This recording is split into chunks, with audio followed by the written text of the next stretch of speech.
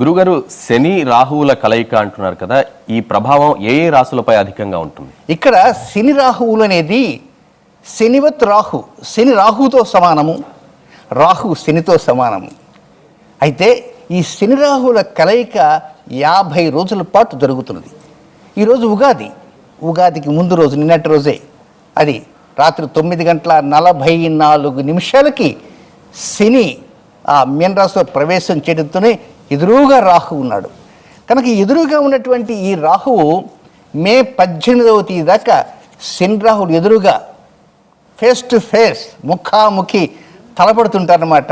అంటే మే 18వ తేదీ సాయంత్రం 5:08 వరకు, అంటే 50 రోజుల పాటు శని రాహువులు ఉంటారు. వాస్తవంగా శని రాహువులు ఎవరైనా జాతకాల్లో గనక కలిస్తే ఆ పండితులు వారి జాతకాలు చూడరు.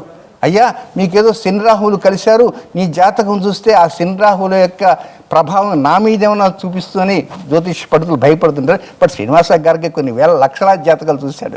కనుక శని రాహువులు కలిసినంత మాత్రం ఆందోళన చెందాల్సిన అవసరం లే.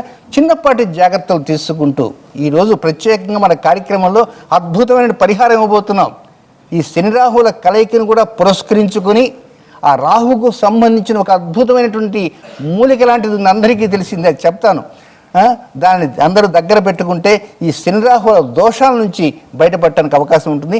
అయితే కొంత ప్రపంచ దేశాలు ఉంటాయి కనుక, సరిహద్దు దేశాలు ఉంటాయి కనుక, ఆ దేశాల్లో ఆ రాజులు, ఆ ప్రధానమంత్రులు ఉంటారు కనుక అలాంటి వారికి కొంచెం వైరాలు మాత్రం తరచుగా ఎక్కువగా ఉంటాయి. కానీ ఏ రాశివారు కూడా, ద్వాదశ రాశిలో ఎవరు కూడా ఆందోళన చెందాల్సిన అవసరం లేదు.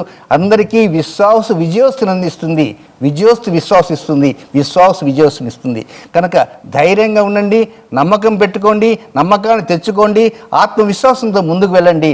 అద్భుతమైన విజయాలను అందించడానికి విశ్వాసం సిద్ధంగా ఉన్నది.